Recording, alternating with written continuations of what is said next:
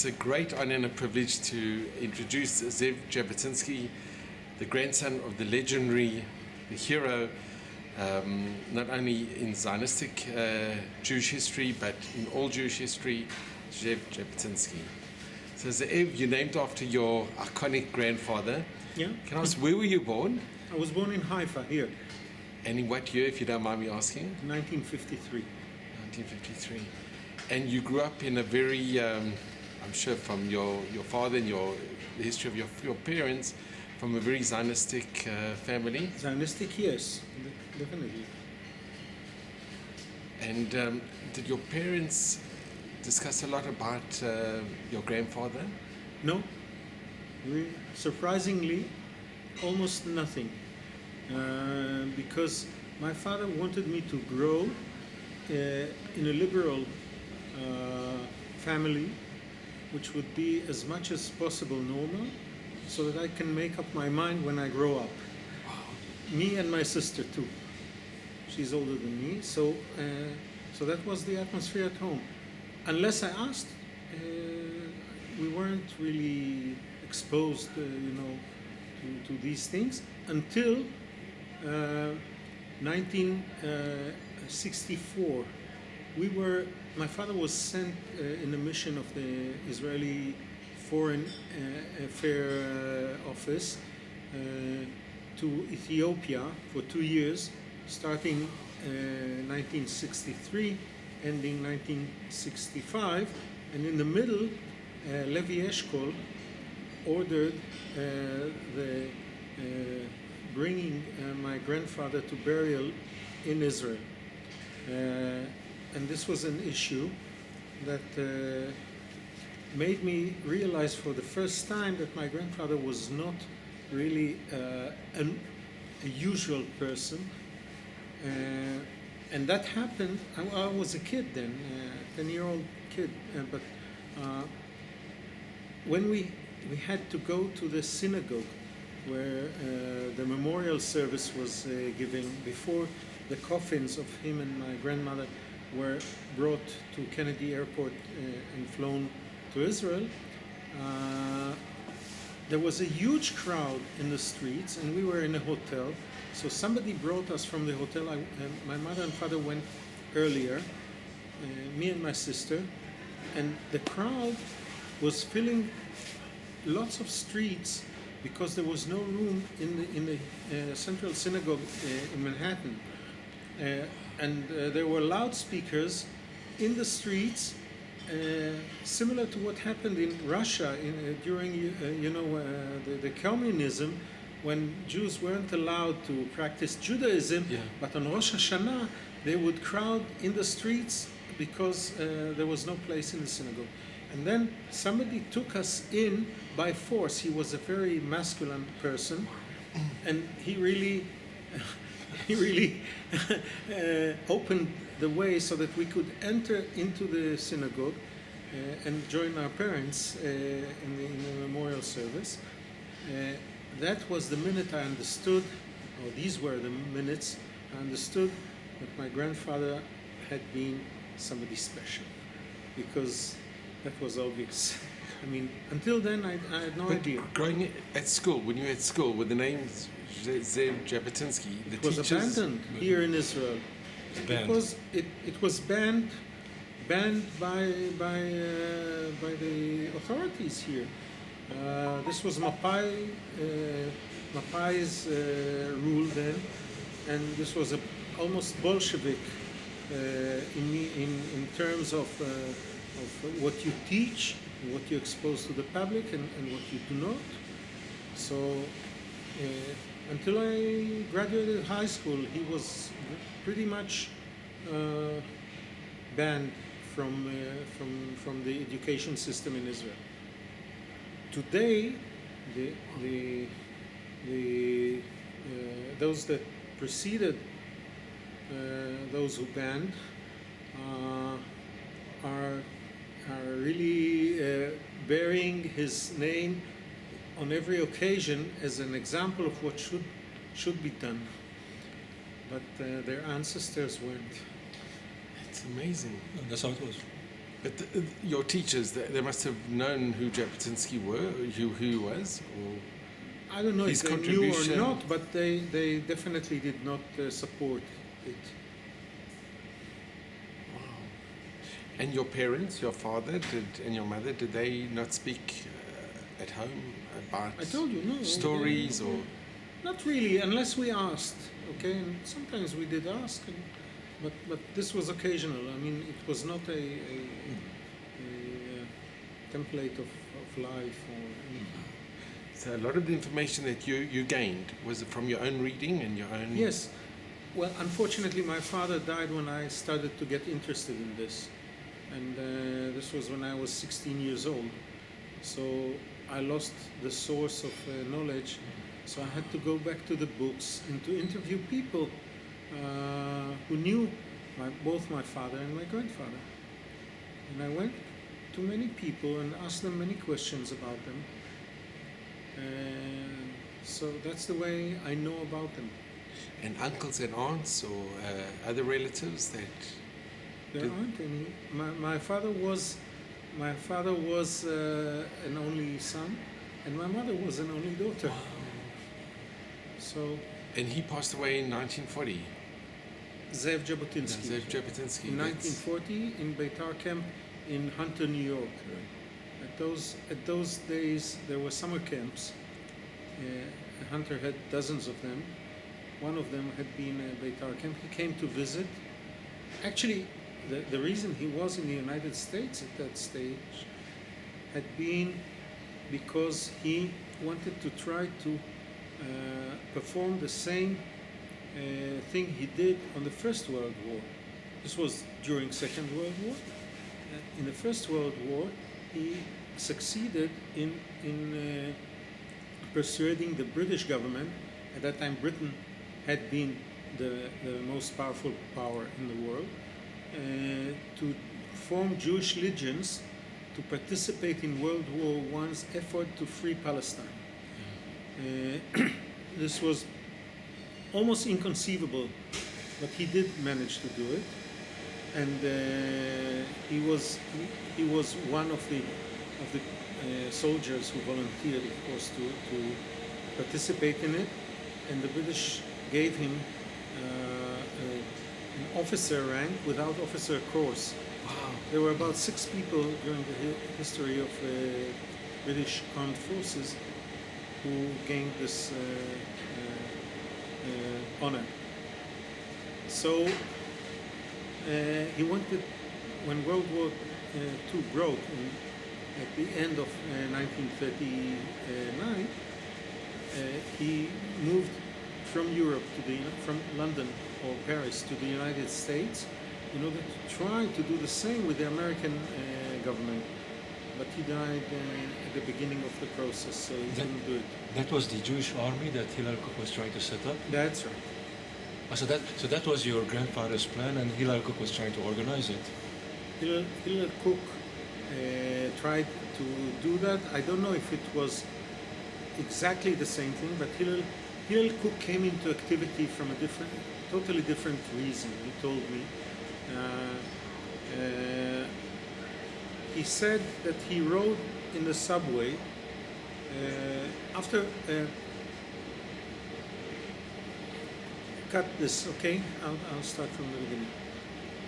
Hillel Kook came to the United States with his American wife, Betty, to live in New York, and he had been a successful businessman.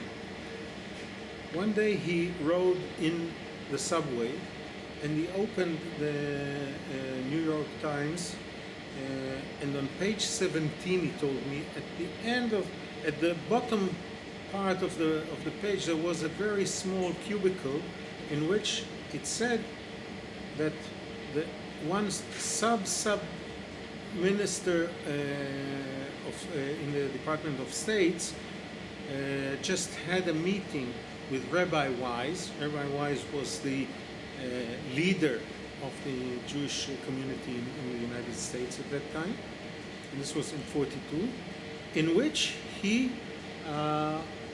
really briefed him about the extermination of Jews by the Germans in Europe. That's it. A very small thing. Page 17, nobody reads it. So he got home, he took a clean shirt and clean clothes. He told his wife he will come whenever he comes back. Took a night train to Washington, D.C., and he went directly to the State Department, and he came to this sub-minister's office and asked the secretary to meet with him. She said, "Sir, do you have an appointment with him?" He said, "No, I don't have an appointment, but I must see him." She said, "If you don't have an appointment, I can't get you in." He said, "Listen, I will sit in your office until you get me in. So try to pencil me in." And so when she realized this guy was serious, she let him in, and he came in and said, I don't remember the name of the sub-minister, but he said to him, "Listen, I really apologize, I barged into your office that way, but I read this thing." He showed him on the newspaper, the news, and I wanted to verify with you if that is true.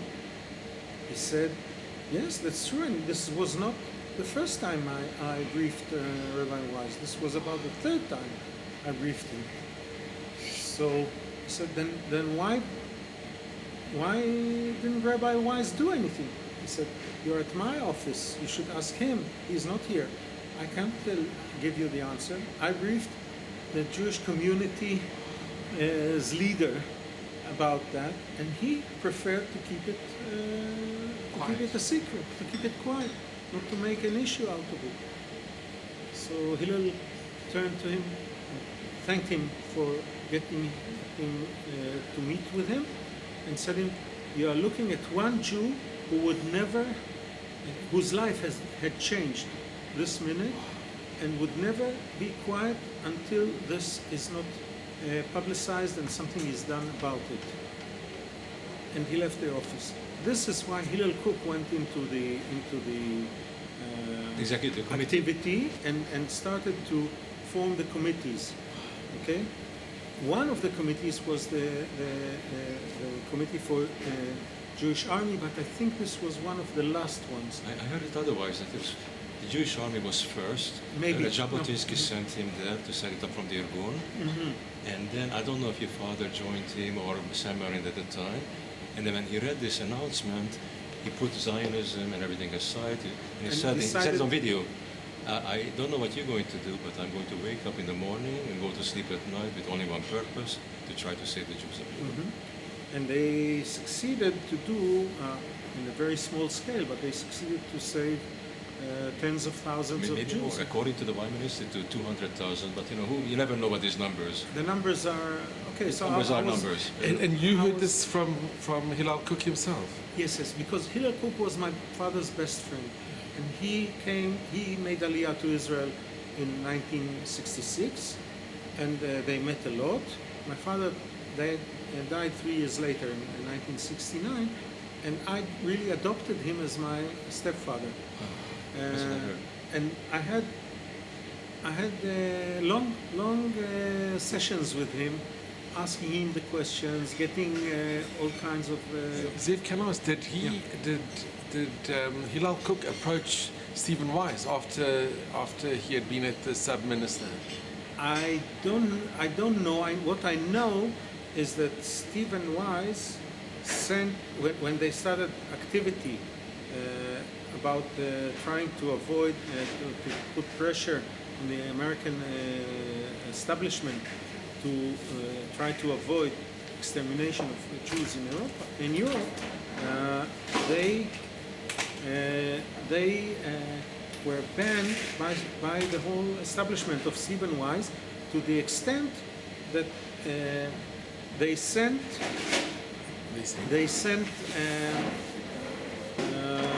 a delegate to my father's mother, the widow of Jabotinsky, telling her that her son, who was in that group of Hillel Cook, are sabotaging the Jewish community's life and so on. Stephen Weiss sent They sent Ben Hecht there. Hecht. But Ben Hecht, when he came there, he got convinced that they were right and Stephen Wise was wrong. So, Our authors, Ben Hecht was the author of Perfidy, and yeah. he was very involved in the arts. And So they sent Ben Hecht to Palestine? No, they sent. No, she was in New York.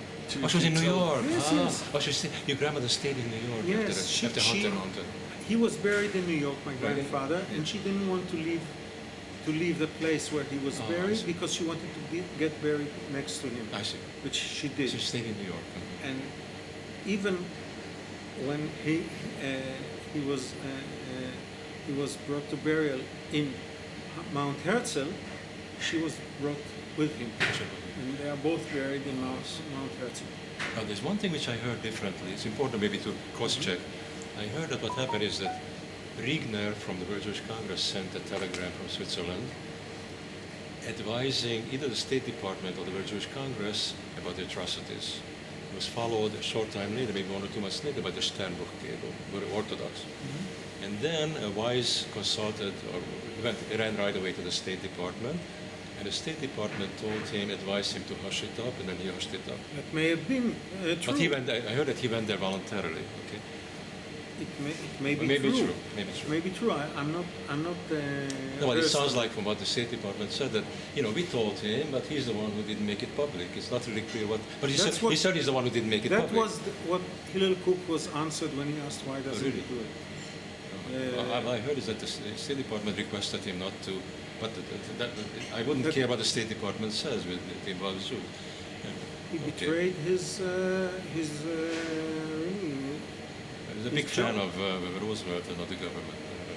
It doesn't matter.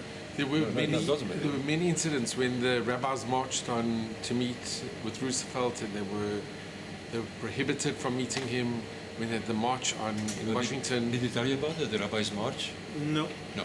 Okay. there was a march of Orthodox rabbis, and it's interesting. There was mainly Before Yom Orthodox. Kippur, there was a march of rabbis, Orthodox rabbis. Many of them hardly spoke English still, and they wanted to meet with Roosevelt. And Roosevelt's Jewish advisor, or Rosenstein or something like that, said to Roosevelt apparently, these are not the kind of Jews that you want to meet with. And then Roosevelt was spirited out of the White House. But the Speaker of the Congress, I think, came down, and the rabbis handed to him a plea to save our brothers and sisters. That's what happened. But it's interesting that only, father didn't speak about this. No. The rabbi, that's an important thing. No. Because one question is, and I guess you don't know if his father didn't speak, why didn't the conservative and the reform theological leaders join the Orthodox? with them. Maybe the Orthodox didn't want to be seen with them, or the conservatives and the reform listened to Weiss. I didn't want to make any noise. But you don't know. They probably. I have no idea. You don't know. Okay. Zeev, can I ask you, looking back, I mean, the most amazing work that Hillel Kook did, and his personal sacrifice, and his enthusiasm, and what he achieved. And here in Israel, unfortunately, he's not known as a great hero amongst the masses. He's not taught Hillel Kook. It must upset you. Having known him personally, Look, the thing is as follows. he doesn't have the recognition that he should have. Because he didn't continue to be in public life after that. No, it's not the only reason. He was for a very short while a Knesset member. Actually, he was not elected to the Knesset. No? He was How did he elected. get there? No. How did he get in Don't there? you know that? That the Israeli first Knesset was never elected. Right, I know. I heard about the putsch. Okay. What happened? What was elected is the how do you call it?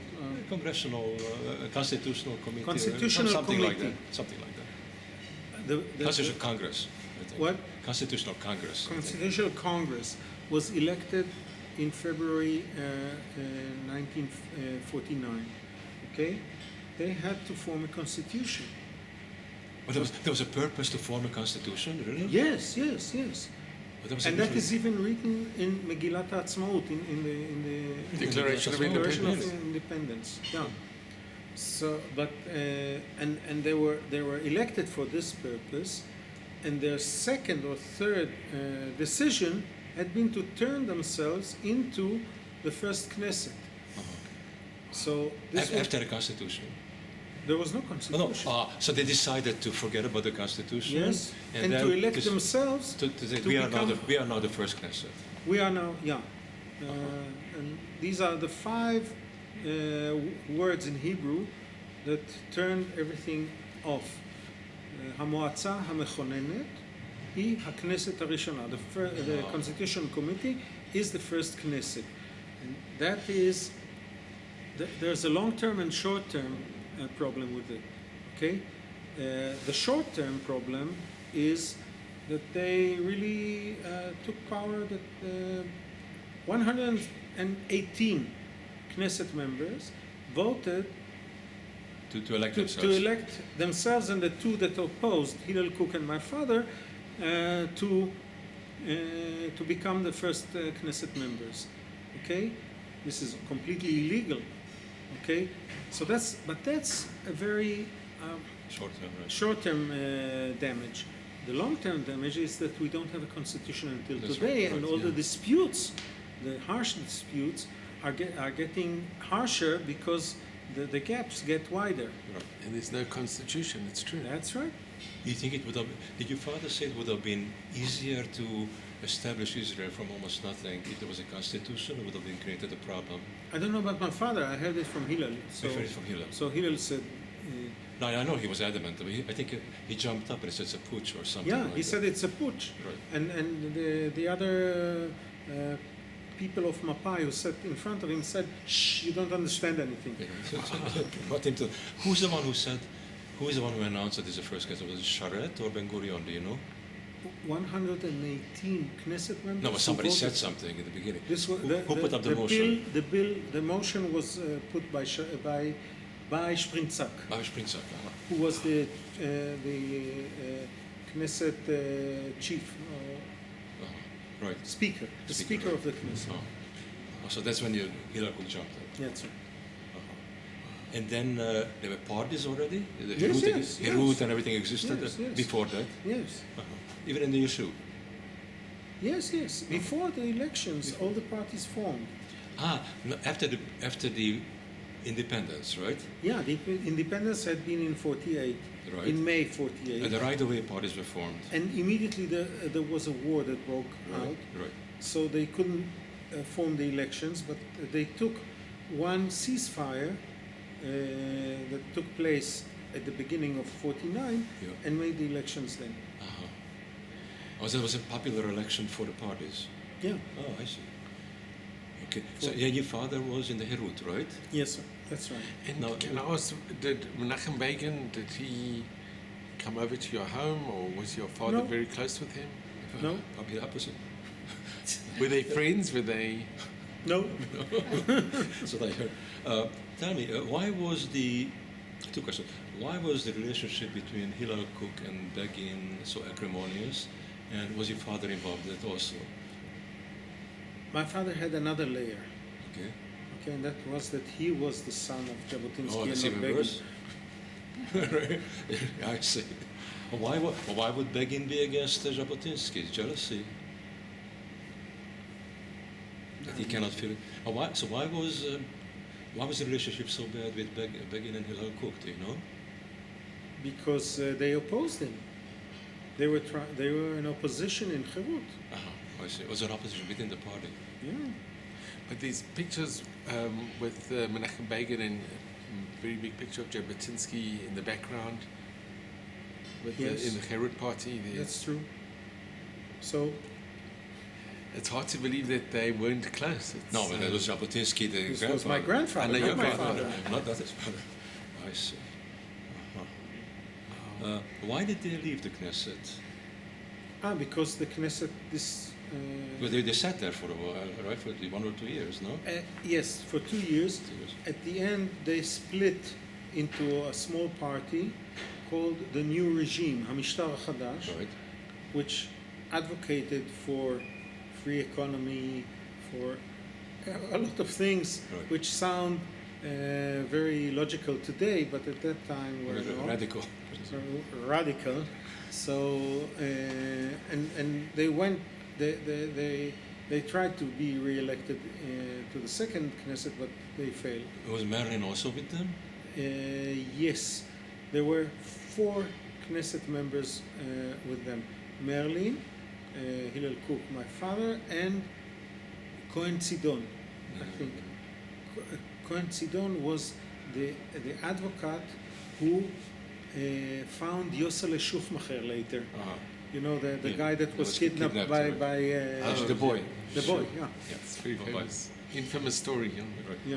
So he was the 4th one. I And think. why did they leave the Knesset after they formed their own party? They didn't leave. They were voting. The Knesset They didn't- dispersed, and then there were new elections. And and new they- elections didn't make it. and they And then didn't Hillel make Cook it. went back to America at that time, Then right away. Probably his wife said, "Enough is enough. Oh, I see. We're going back home."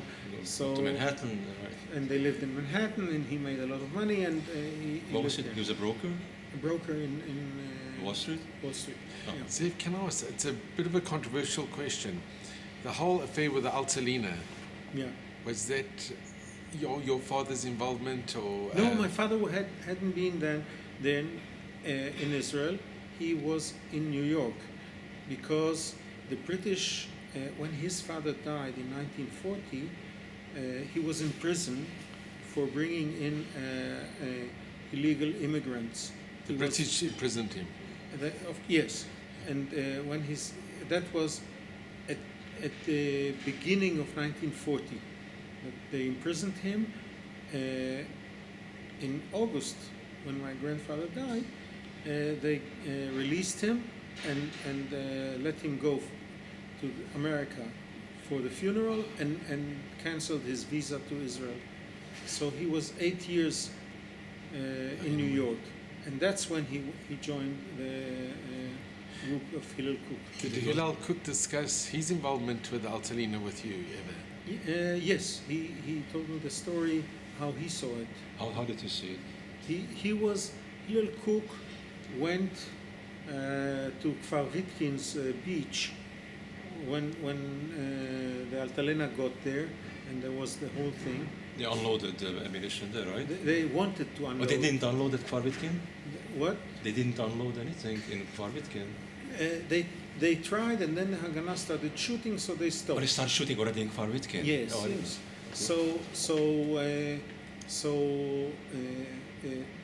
On the beach, Hillel says he shouted at Menachem Begin, give the weapon and the ship to the Haganah. Give it. It's our state.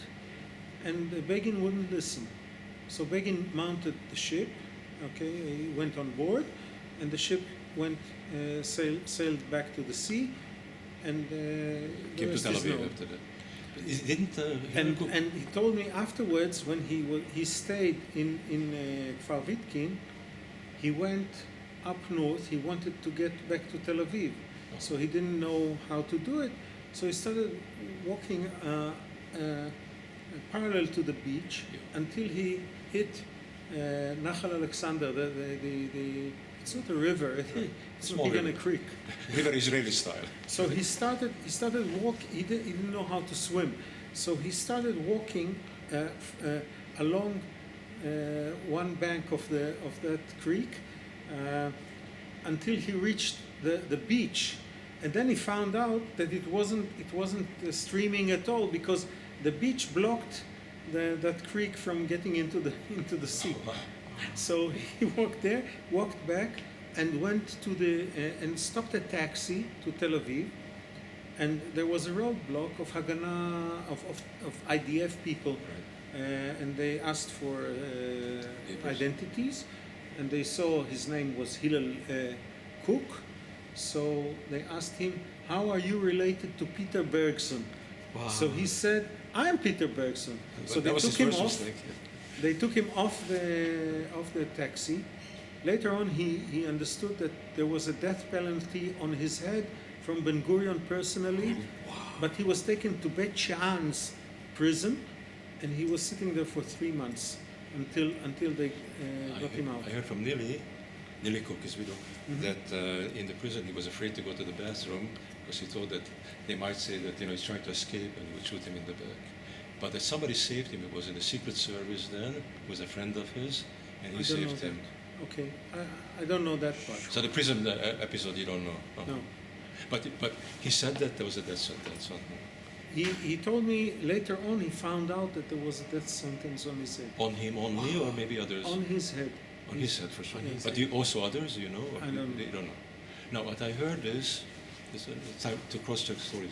Somebody in New York told me that Hillel Cook is the one who organized the ship, and he wanted to turn it He over bought- originally to the Haganah. Yeah, he wanted to give it to the government of Israel. Originally, even already abroad when he organized I it. don't know the detail, but But on Kvarvitkin, on for sure. Kvarvitkin he quarreled with Begin and Begin wouldn't listen. I see. I see. That's unbelievable. So that's the story of Sure, that's amazing. And you heard it firsthand. Yes. But your father was not involved. No, he was in New York. He was in New York, right? Now tell me, was your father? I heard about Hillel Cook's manifesto about the Hebrew nations. He probably talked to you about that. Yeah. How did your father feel about that? I think the manifesto came after my father died. I'm not sure about the dates. Maybe they drafted it together. I'm But not the philosophy maybe was brewing even before that, no? sure. Probably, but the manifesto had no impact at all in Israel. No, I don't know. It has. Well, it depends what it means. Impact. First of all, he wrote it. See, I am a great admirer of what Hillel Cook has done during the Shoah. I don't agree with his manifesto. It's just another story. It says about limited right of return, only right of return of Jews up to a certain period. We are one nation together with the Arabs, which is positive and negative things. But your father didn't talk about that, right? Yossi Agassi is a very big chassid of Hillel Cook in this aspect. Yeah, he knows, and he talked to him much more than I did. And he's also older. He was there for hours and hours, Oh, days yes. and days. Oh, but your father didn't talk because that's very important. Okay, I'd like to ask you, Zeev, first of all, with regard to your grandfather, there's legendary stories that he would go to many of the shuls in Europe, and he was locked out of some of the shuls. That the rabbis wouldn't want him to, not all, but there were certain Sorry. Okay. certain communities. They didn't want him to speak to the community, but he had like a nevuah. He had the insight to say that you must leave Europe. Your grandfather, and I'll tell you what happened. My grandfather, in 1928, has lived in Tel Aviv, okay? And he wanted to live in Tel Aviv. There's a lot of evidence that he wanted his son to study in the Reali school in Haifa, and he's registered to buy land in Haifa for him and for his sister. So he wanted to live here. In 1928, there was a committee, fact-finding committee that came to Palestine in order to interview people about the rights of the Jews to immigrate before they published the White Book. So they wanted to invite him too to give evidence here. And then people from Mapai, the opposition, came to them and said, how can you invite him? He was indicted in 1920 and set in prison because he organized illegal defense of Jews by illegal arms, and that's why he was imprisoned. They omitted the small detail that 8 months later he was acquitted totally. Okay, so the committee struck him out from the people who gave evidence. When they found out that he's not going to be invited, they came to the committee and they told them, listen, but he was acquitted too. That was 8 months later, but he's not to blame. He's a decorated British Army officer.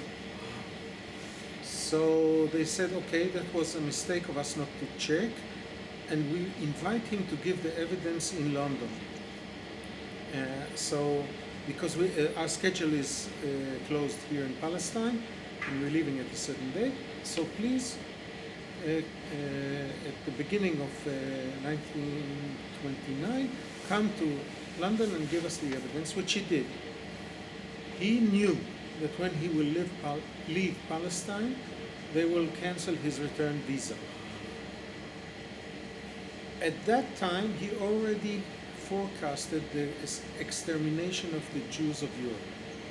Why am I telling you this? Because there is an evidence of a public speech he made in a club similar to Rotaries that was in Tel Aviv, in which he lined up the history that he foresees for the next future.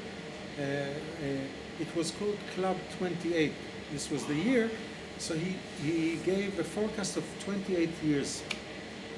It is chillingly exact. Like a nevuah, like a prophecy. Yeah, Like a prophecy. And he said there that the first 4 or 5 years will be very hard economically, but then at the end there will be a prosperity which will also show capitalism's ugly face of people trying to make money on the expense of others, and so on and so forth, which was exact.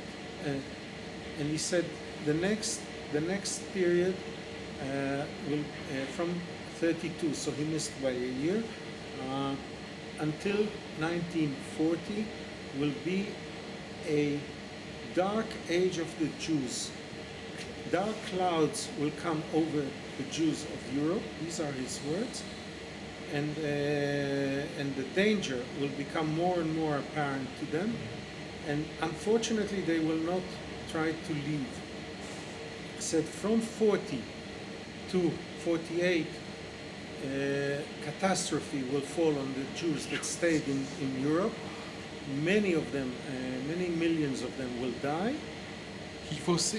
Yes, and he said in 48, the Jewish state will be formed, and the gates of Aliyah will be opened by the bare fists of the survivors who will knock on the locked gates. How do you, Okay. how do you So explain that's- that? What? How do you explain this, the prophecy? I don't explain it. I'm just stating. Religious people say Ruach HaKodesh or something like that. Okay, but so he foresaw it already in 28, at the end of 28. After he was deported from Palestine, meaning the visa was cancelled, and he finished with the evidence he gave, which made a difference in the results, he started to move from one shtetl to the other in Europe. He moved to live in train cars. Okay, he wasn't living in a home. He moved from one place to the other. Each night he gave a lecture, trying to convince the Jews to abandon everything and flee from Europe. There's a lot of evidence written about it. Now, Mapai was against it. So they were sending their people to come 3 days after he made a speech, say in the cinema of a certain village, or a town hall or wherever, or in a synagogue. They would come and make a rally at the same place. That was the issue, and that was, the excuse was to make it about things that concern Palestine, socialism, etc. But the real reason was at the beginning. They would say, we heard when we came here that Jabotinsky had been here 3 days ago. Is that true? They knew it was true, but they would ask, and they'd say, yes, he had a lovely, wonderful speech. And they would say he probably predicted that you're about to be murdered. He panicked.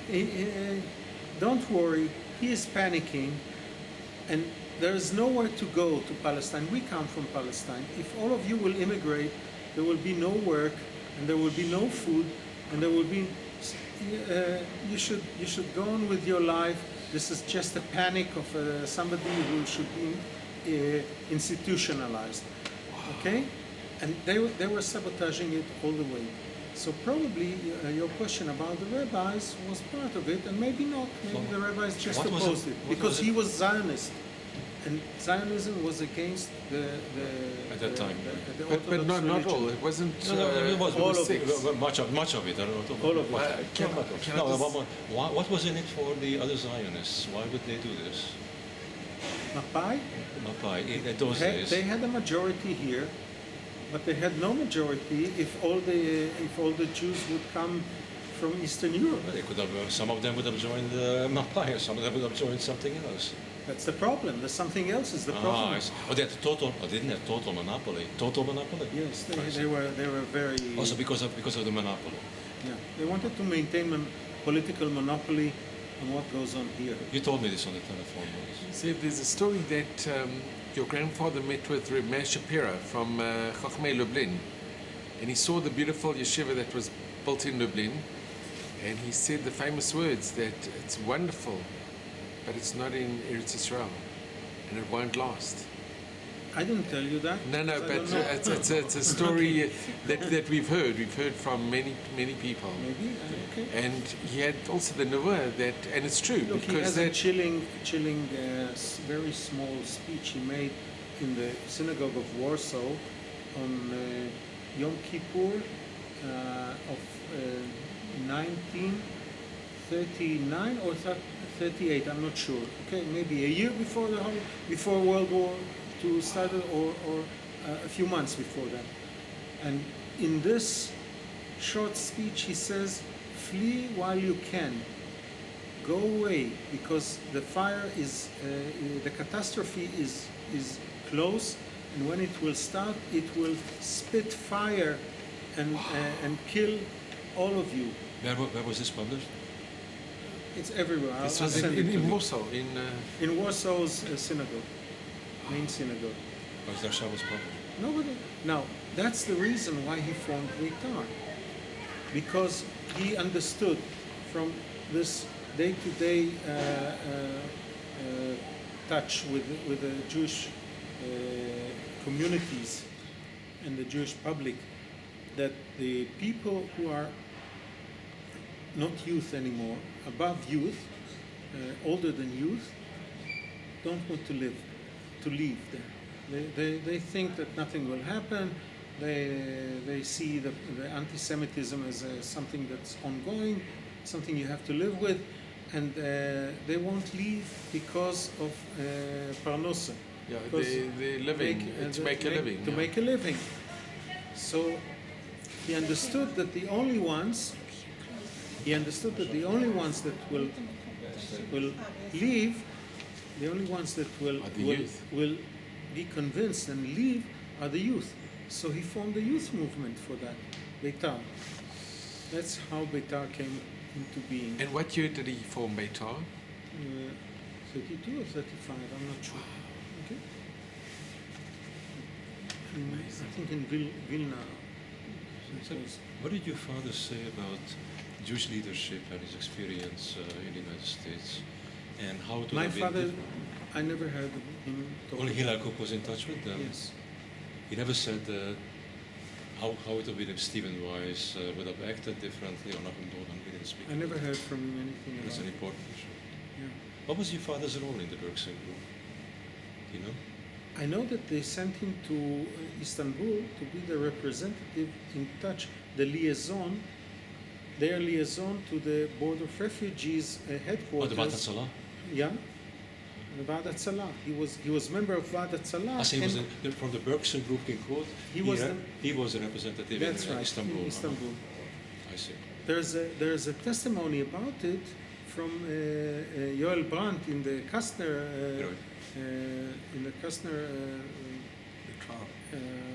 The trial. The trial. In the trial. His son was here, by the way, your Brandt. Danny Brandt was here. Really? He was here today. Yeah. So he testified that he came to Istanbul because Adolf Hitler sent him. Eichmann sent him. Slicha, I'm sorry. Because Eichmann sent him for the trucks for Jews. Trucks for lives.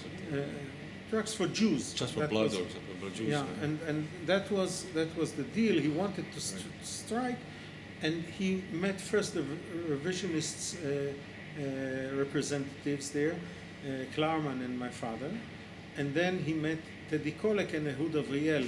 They were also in Istanbul? Istanbul, yeah, from Mapai's side. From Mapai's side, right? And my father told him not. He testifies that my father and Klarman told him not to go with They are the ones who Avriel. warned him? Really? Not to go with Avriel because he will turn him Over. to the British, Right. over to the British. And he told him, if you come with us, we'll take you to the United States and put you in Madison Square Garden, where you will shout your things and everything will be publicized. Right. So my father was there on that mission.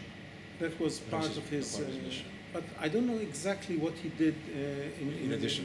In addition, in the Berks. Was he involved in as far as you know, with lobbying in Washington? Probably. Yeah. The pageant or the newspaper ads and stuff. Mhm. Did you speak about about Hecht, your father? No. No. Did you speak about the Hebrew embassy in Washington? Hillel told me about it, not my father. What did Hillel? What year was it established? Do you know? What? What year was the The Hebrew embassy? embassy set up in Washington? I don't know the year, but they made it a long time before the State Sure, of Israel sure, was. sure. Now the Palestinians did Had the same copy idea. the same idea. No, they didn't have the idea. No, they got they copied They it. got it from you. Right. They imitated it. Reverse engineered it. Right? Yeah. Do you know what the flag was there on the embassy? Was Yes, it the our Israeli flag, flag. the same flag that Same we have flag now? that we have today. Oh, when did we have that flag? When was that flag invented? Do you know? Very early in the. Oh, Zionist- well before the yes, state? Yes, yes. Uh-huh. And they had the same flag, exactly the Yes. same. State of Israel just adopted it. Did your father and your grandfather know Vahaftig? Zorach Vahaftig? Did they ever speak Probably about they knew him from the first Knesset. Because he had the nevuah to tell the people that you have to leave. He went to the rabbis and he said you have to leave, and he was very instrumental in getting the Rosh Hashiva of Mir to leave. He But listened to him. I don't know about any connection. Somebody told me to the number of Palestinians in the group, right? People, Jews from Palestine in those days. And somebody told me, because many of them, or maybe all of them, were members of the Irgun, that it worked smoothly because Hillel Kook was the leading commander, and it was kind of a military discipline, that you couldn't have typical Jewish arguments, but you had to do what the commander did. That's one of the reasons why they could Hillel function Kook amongst was- the Israelis, the Palestinians, not amongst the Americans, obviously. Hillel Kook was the leader or the commander of the Etzel in the exile, Internationally, really? internationally. Uh-huh. And he is the one who nominated Menachem Begin That's what I heard to also. be the head of the Irgun when Begin came from Poland. And he told me it was a mistake. Right. So no, I said it was the worst mistake I ever made. Yeah, the worst mistake he ever made. I didn't want to get that harsh. That precise. but and I asked him why. Is it personal? He said no. It was the worst mistake I ever made because somebody who didn't know the Irgun at all from all its aspects, never had anything to do with the operations of the Irgun. Experience. Came. He was Netziv Beitar he was the head of Beitar in the youth movement in Poland. Right. And then he was a private in the Anders army. He wasn't a soldier with much training. And then Meridor telegrammed Hillel, because Hillel was in fact, after David Raziel died, they consulted with him on everything which of importance. Okay, so he said, Menachem Begin, they knew him from Europe, just arrived in Palestine, and there's a suggestion to put him as the head of the commander of Etzel. But why him if not one of the? And Hillel Kook the issue with- approved it, and he said it was a mistake because he didn't have the qualifications. have the qualifications. But why didn't they pick somebody from the Yishuv who really knew the? That's knew it? what That's Hillel surprising, said. no? I mean, I don't know why. Surprising. Maybe they didn't want to get conflicts Or inside, between themselves. yeah, Could between there be? themselves. So it's better to have So an we took outsider, right? An outsider come and Right. I see. Interesting. So It's he an said important that's story. why he said it was the I didn't worst know. That's mistake. important that you said that. But later it became personal. Because I heard, No, you know, there Becky was a- said when you were there at the event that I organized in Jerusalem, Becky nearly edited a video from Who Shall Live and Who Shall Die, I think, by Larry Jarvik from New York. But he interviewed Hillary Cook. And then Becky said, when she made a speech, I said that there was a television show or something, Begin was there, and he didn't know the microphone was on. And somehow Hillary Cook's name came up, and he said, with Hillary Cook, we don't speak to Hillary Cook. So it became personal after all. It was personal. But it didn't start out that way. It was more logical management issues. You know, it's really sad. Zeev, can I just ask you, Yeah, sure. in 76, when Likud came to power, how was your 77. 77. How was your feelings? I was very glad. I was in service at that time. I was an Israeli Air Force Did you pilot. ever think that it would happen? You're a pilot?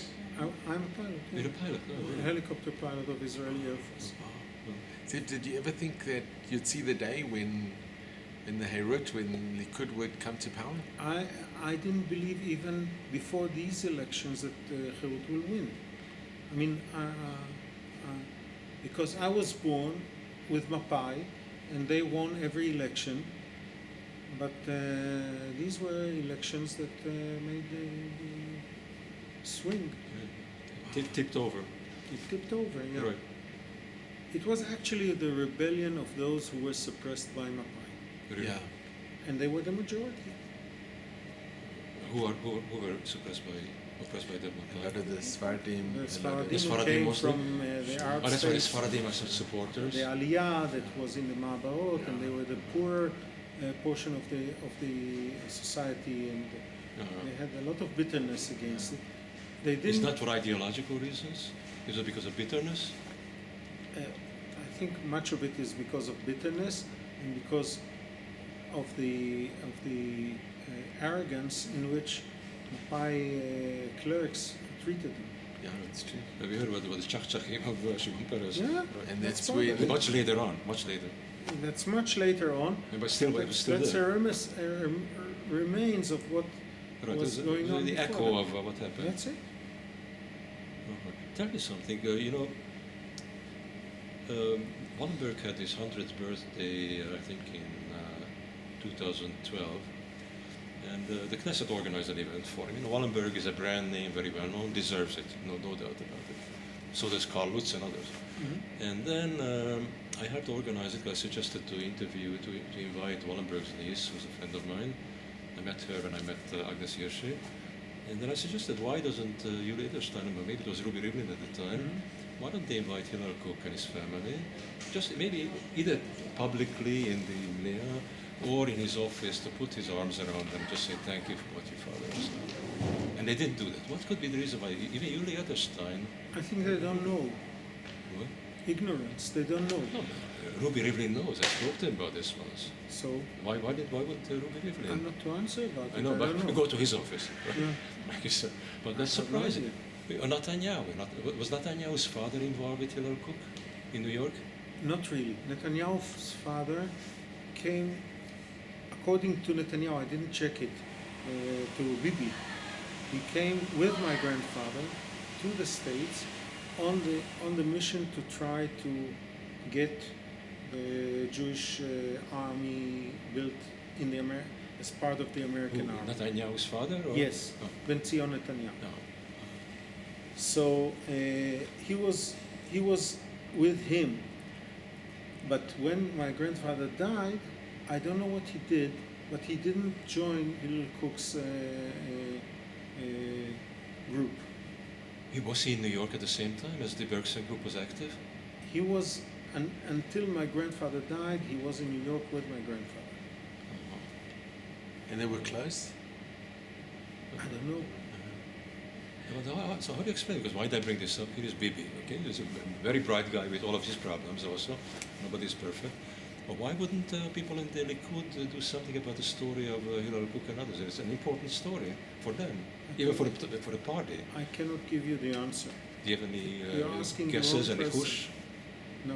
No. You were on the list of the Likud, right? Weren't you? I'm a member of the Likud party. I'm paying taxes every year. Dues, I see. But other than that, I was trying to get elected to the Knesset. I failed, and that was a one-time event, which I probably am not going to repeat. But at least you tried. But does it make sense that the Likud, in Israel, after all these years, recognizes Hillel Cook's achievements and his problems? I think that some of the manifesto is problematic. But as a man, he did great things. Of course. He represents that party, He right? he was very, very... He was a great hero. He was really I great. met Elie Wiesel once, because in New York somebody arranged it. And I'm really nobody in the politics world, etc. But somebody arranged it to ask, what about the Jewish Wallenbergs, I call them, like Cook, Montello, and a couple of others. And we had a talk in his office. He accompanied me to the elevator on Madison Avenue. He's a Romanian gentleman, I guess. Then I asked him, what do you think about Hillel Cook? And this is what he said: Hillel Cook haya ish gadol. It's true. Okay. Hillel Cook saved his life, by the way, in New York. Okay. You know that, right? No? We didn't know. Okay. Elie Wiesel was gracious enough to stay this at Fordham University. He said that he was very poor in New York. He was a journalist for Idiot, etc. And he ended up in a hospital. And then Hillel Cook, I guess, they knew each other, became friends.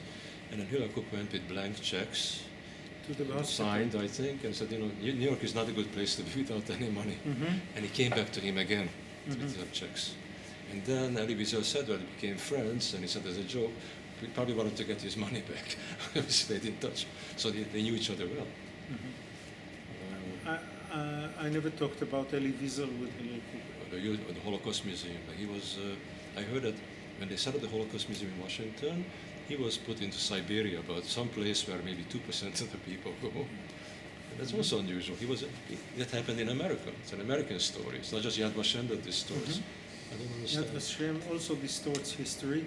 And No, not all. They're the main distorters. Maybe the others follow, because Yad Vashem calls itself now the World Holocaust Museum, Intergalactic Holocaust Museum, okay? Not the Israeli. And there's certainly collusion, there's no competition. There should be competition of ideas. Yad Vashem is a big distorter. Kastner is the big hero there. Okay? Kastner has a big thing like that with his photo around this height. Carl Lutz has one this long with the floor, like Balata, okay, 30 by 30 centimeters. But why the Holocaust Museum in Washington? Maybe because of the World Jewish Congress. Because I don't know, it's all politics. it must be all politics. And the Museum of Jewish Heritage. Look, the best example of the politics in it is the last mission Misha Arens took upon himself About to the expose the Warsaw, Right, who were the fighters Right. in the against the Nazis in the Warsaw Mutiny. Okay. He did the opening of the book in the Great Synagogue in Yerushalayim, which I videoed and was sharing. Flags over Flags Warsaw. over Yeah. Warsaw, yeah. And it's a story that's not, until then, very few people knew about it. Nobody knew. Nobody Nobody knew. It was held as a state secret. It was a state secret? Almost. No, I mean. But Kilo, okay. Kilo. It's But, amazing. the people who knew about it never testified or But I said heard the reason anything, is because they were they from fought so Eyal. hard, almost nobody survived. But from the other group, some people survived, and then plus the system was receptive to those stories. Those that Okay. that managed to flee from So the battle. no, but also the system was responsive to those to hear them. Obviously, they were Because their people. They were their people. They were their people. That's all. The story is as follows: the biggest fighting Jewish organ against the Nazis, according to the general, the Nazi general who fought against them, who actually In Warsaw. in Warsaw. Misha Arens, his main source of information were His diary? the diaries of The Nazis. the Nazis. Stroop, Okay. okay, colonel or but the- something like that. Stroop, who was ordered by Hitler personally to Eliminate. the mutiny. Okay, so the resistance there, and the main group who took Morozovskaya Square and the buildings surrounding it had, in order to aggravate the Nazis, they flied 2 flags on the highest building so that the whole of Warsaw outside the ghetto could see. What flags? The Polish flag, Oh, the Polish flag. in order to get the support Ah, of that was the to public. appeal to the Poles. And yeah, of course, because the Poles were also Right, suffering right, from the resistance, Nazis. right. And our flag, the Kachol Lavan. Oh, the Kachol Lavan, really? Yeah, also? that's right. אבל מי עשה את זה? And the group that did it The was Pavel, the Etzel. Frankel. Pavel Frankel's group was called ATSI. ATSI is ארגון צבאי יהודי. It was The Jewish, a military organization, a Jewish military organization. This was formed by mainly by people from the Etzel, from the Irgun. From Palestine? That's right, because How did they form it? I'll tell long you, distance? because during the years before the war, the Irgun was sending his commanders and soldiers to train in Poland, and the Polish government gave them arms and training When was this? before the World War. Oh, before the World War. Yes, so so So the ongoing contact. they were trained. They had arms. They were bigger than Eyal. Okay, Eyal is the one that right. Anilevich.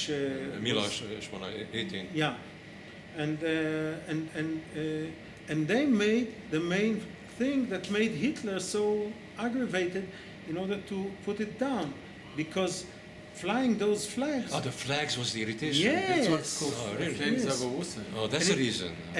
And Stuck couldn't get it down for 4 days of real fighting with machine guns, and many Germans were killed there in Morozovskaya. Nobody from Eyal participated in it. It was all ATSI, okay? And the Germans actually managed to kill all ATSI's fighters except one woman, okay? So there's almost nobody to tell. There was nobody to tell, while and Pavel Frankel was died there, and all of them. And Eyal had a few survivors that managed to avoid combat and flee through the sewage channels out of the ghetto, and they came to Palestine. They were And heard. They shut their mouth. That's Even why- at the Eichmann trial, when they were Oh, this came up in the interrogated, Eichmann trial? Why? What does the Warsaw have to do Ghetto with it? Warsaw That- rebellion. Oh, that was in the Eichmann trial also? Yes. So it was a They collective testified, but they Holocaust trial, testified basically. only about Eyal. Oh, really? They never said a word. But why not? Why wouldn't they? Because the other, they wanted to get the limelight. You know that at that time, Stalin, in order to change history, Right. would tear pages from Not the tear, but Russian. more elegant. They photoshopped it. Yeah, they photoshopped it in. They changed pictures. There's a and famous so on. picture by the Dnieper with the Moscow River. In the Soviet encyclopedia. Right. They choose to change pages. So that was the same mentality. I think when Beria was killed, and they changed it to Bering Straits, they expanded the Bering Straits page, and that covered it. Right. You know, there's a saying, and it's true. It took You the should probably move in Germans. 5 minutes, otherwise It it'll- took the Germans more time to. It was harder for them, and it took them longer to destroy the Warsaw Ghetto than to conquer the whole of Poland, Yes, which is unbelievable. because they fought, they fought against very trained people who had training, who had arms. But the limited arms. I mean, you can't compare Really? their arms to the German arms. Germans They have were- unlimited arms.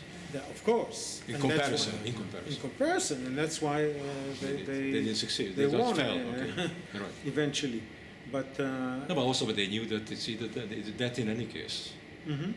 right? And it might as well die honorably. That's right. And try to save as many as we can. Right? Mhm. There's no choice. They embrace it. You know what's in closing? It's a sad story. It's a sad story that we couldn't get along in the ghetto. I heard that we couldn't get along.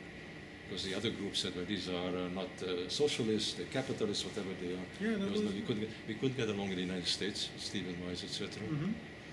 And we're not allowed to learn by the Yad Vashems to say never again shall we do this to each other again. So no, the Yad never Vashem again- is totally political. Right. It's distorting history. Right. It's not bringing the Bergson group's Contribution. activities. And the others also, not just the And the others And too. And Kastner is there, and they don't, maybe they could feel that some of them, Kastner is a great hero, but many people, he was a traitor. Okay, he's not there, it's not honest. It's very, very controversial. You know what? He was a hero to 388 people who he saved, Right, his family and friends. including Lapid. Including Lapid. Well, Lapid had nothing to do with that. Lapid became He his was- friend, he was working with him, he was his mashaliach at the Uyker, the Hungarian newspaper. No.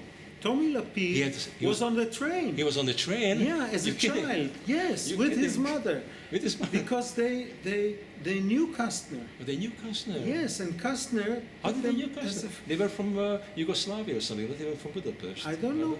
They knew him, and he put them on the That train. I didn't know. Yeah. No, and obviously he got there partially or large scale because of protection. You know, at that time, Look. Lapid was the chairman of the advisory board of Yad Vashem. One last word about Kastner. Also, I never talked about it with Hillel or my father. I found books in my father's library, and I read them, and I didn't know who to believe. Okay, when I read it, Kastner or those that testified against him, until I got to almost the end of the book, Yeah. where they say that Shmuel Tamir flew to Nuremberg Yeah. and looked in the archives and came back to the trial, and he said to Kastner, he put Kastner on the stand to interrogate him, and he told him, Mr. Kastner, you testified in the past that you never assisted any Nazi officer or any Nazi person after the World War ended. Do you stand behind those words? He said, yes, I never helped them. He said, so do you recognize the handwriting on this paper? He put it in front of him. He said, it's mine. Would you read it to the court? So, and Kastner read to the court. This was a recommendation on Adolf Eichmann's second in command, Becher, Kurt Becher. Kurt Becher, Obersturmführer Kurt Becher, who was actually the right hand of Eichmann in In charge of the economy of all the... in charge of everything, That's right. of the transports, of Right. killing the Jews, everything. Right. Okay, he was put on trial in Nuremberg, and he was about to be sentenced to death, like his comrades. So, at the last moment, his lawyer got the letter handwritten on the letterhead of the Zionist movement in Hungary. Oh, not the Sochnut? Not the Sochnut, the Zionist movement in Hungary, Really? by the chairman of the Zionist movement in Hungary, Dr. Rudolf Kastner, saying that he helped to save Jews after the World War ended, and he was on trial in Nuremberg. That convinced me that Kastner was absolutely not innocent. And I think that was one of the turning points in the trial. Yes, that's. But you know, There was a turning well, point. I heard it differently slightly. I saw a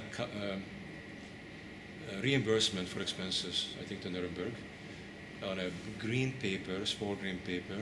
Apparently, and I think this is what the Kastner family says, Michaeli and also Susie, that it was apparently sent by the Sochnut to testify for others. And the question is, and I think he was in Nuremberg, and the question is, why would we have sent Kastner to protect the Nazis? And I heard the following,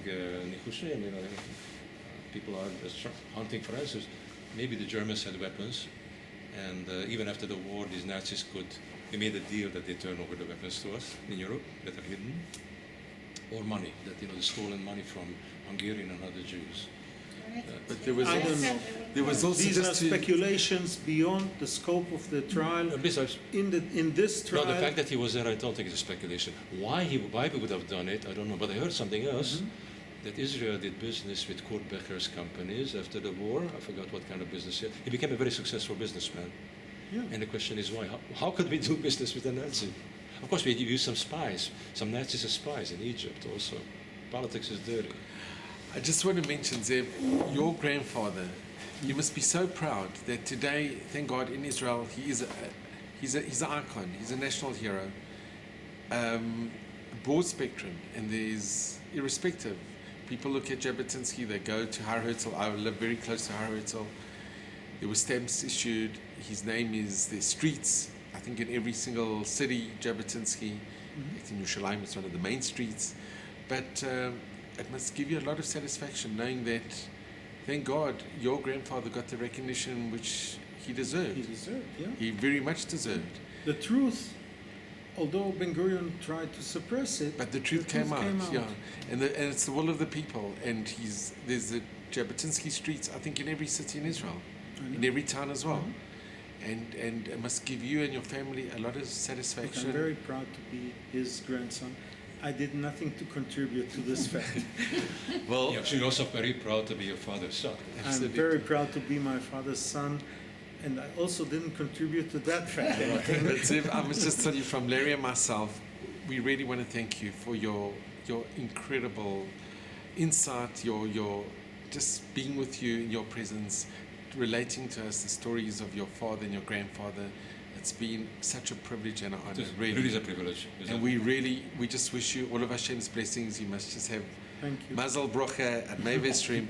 But really, thank you so much for a very Thank you special very much interview. for the opportunity. Thank you. Did you ever speak to